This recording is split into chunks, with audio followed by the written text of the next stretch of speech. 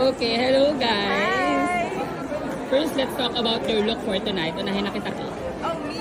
This is like Alexander McQueen inspired. It's like Lady Boss look. I just want to be comfortable but fashionable at the same time. How about you, Fumi?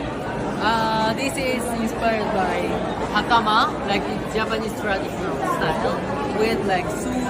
It's mixed Japanese and suit mix style. Yeah. Kamusta naman ang lagay ng puso nating dalawa? Ninyong dalawa nating dalawa. Ah, lagay. Oh, English. I had to translate so Okay. our heart now. Oy. Very functioning. Very functioning.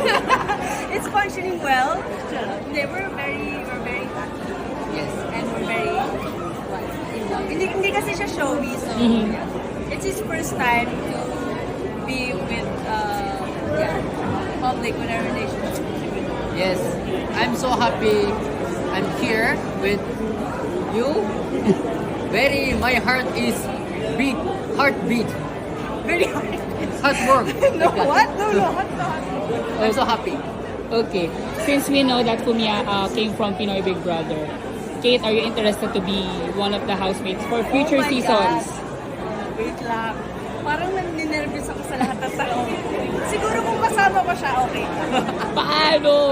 Ay, Housemate po, sabihin ko kay Kuya, package po kami. Sorry.